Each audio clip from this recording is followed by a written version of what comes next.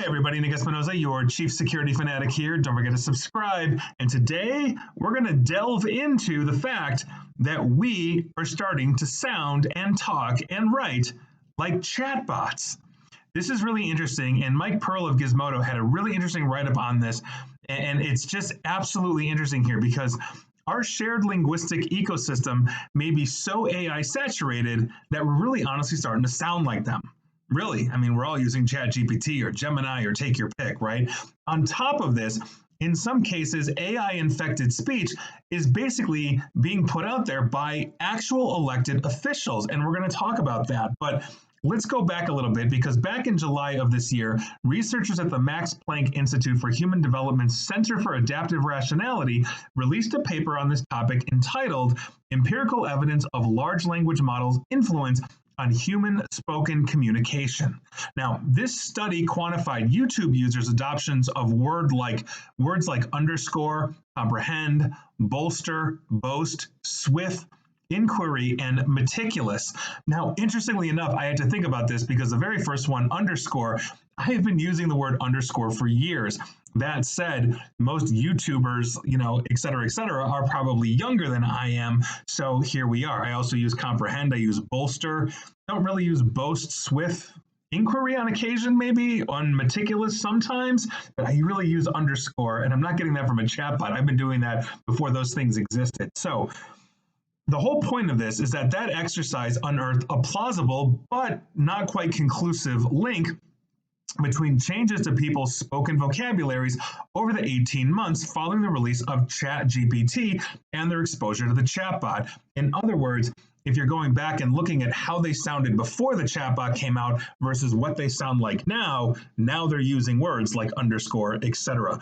So on top of this, two new anecdotal reports just came out that suggest that our chatbot dialect isn't just something that can be found through close analysis of data. It might be obvious, that this is pretty much an everyday standard of life. So, according to a new Wired story by Kat Tenbarge, moderators of certain subreddits are now complaining about AI posts ruining their communities. So, it's not basically new to observe that spammers are using AI posting, to basically put engagement bait out there on social media. But there are subreddits like Am I the A-hole? And you know what that word is.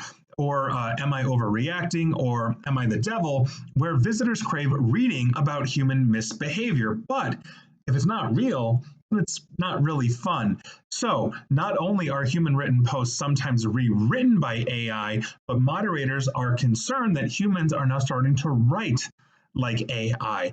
Humans are becoming essentially AI text generators, which muddies the waters of AI detection to the point of total opacity, right? Because if we're starting to write like them, we're picking this up, or at least aspects of this that are aspects of people that are using these chatbots so much, they're starting to sound like these chatbots, at least in text.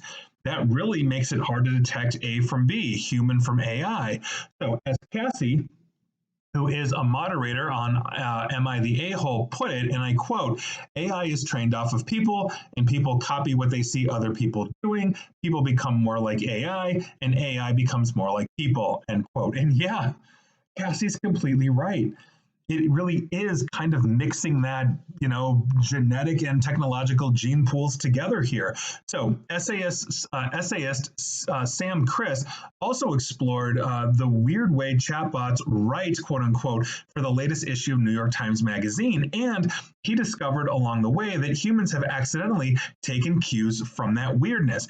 After parsing chatbots' strange tics and tendencies, such as overusing the word delve, most likely because it's disproportionate, basically, in its use from Nigeria, meaning it's a super popular word in Nigeria, Chris refers to a previously reported trend over the summer.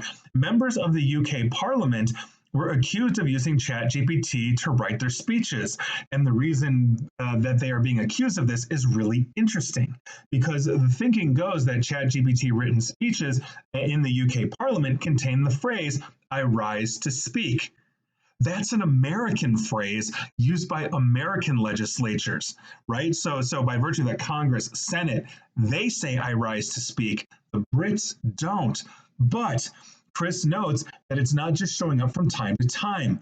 It's being used with an absolute ton of frequency. Quote, on a single day this June, it happened 26 times.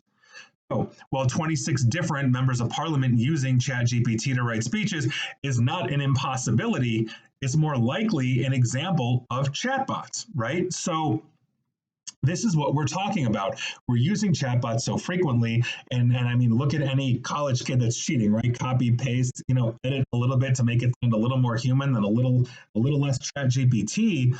But we're starting to mix these things. And it is really kind of like a monkey see, monkey do situation here. If we're looking at this linguistically, we know that every generation has their own slang, right? In the 60s, it was groovy. And one person said it caught on like wildfire, and you have an entire generation using groovy for cool or rad or whatever the generational cycle that decade is, right? And now there's a whole bunch of words that essentially are changing along. So if you listen to like an 18-year-old right now, speak, and he or she is talking to their friends using common lingo, it's moving so fast thanks to the internet age and artificial intelligence that if you were to listen to a 13-year-old, basically 5 years younger than that 18-year-old, that new adult, the lingo is already different. Now, there are words in between. The 18-year-old is going to understand a lot of the lingo of the 13-year-old, but the 13-year-old is going to have new words that didn't exist before. Think of the word gyat. Never heard of that. But that is new. And that is much less coming from the 18-year-olds than it is the 13-year-olds. And when the 18-year-olds were the 13-year-olds, the previous, 18-year-olds, which are now 23, were slightly different. This is accelerating. And by virtue of that, we are changing language. And as we are integrating artificial intelligence into this entire thing, we're starting to sound like AI. And I think that's a really interesting prospect that we are going to have to deal with because, I grew up learning the words like bolster and underscore and delve and all of these things. I'm not in Nigeria, but I understand these words. These words were in the common vernacular. But that vernacular seems to be shrinking. Maybe it's lower education standards, maybe it's more use on AI, maybe it's a combination of both, which I think is probably true. But here we are. So that is your information of the day. I think it's an interesting one, and I'd be really curious to hear from you. Are you talking like a chatbot per everything that I've talked about? How frequently do you use them? What do you think of this? Because quite frankly, I think we need more studies on this. But if we are blending AI chat with human chat and they're starting to sound the same, we're going to have a much harder time, to the point of the article, in actually detecting what is real from fake, and in which case, maybe all of it is. Either way. And please like, share, follow me here on Facebook and Twitter at Nick AESP. And please feel free to delve into me at YouTube as well. And as always, stay safe, stay online, and please, please, please attempt to stay private, informed, and secure. Take care.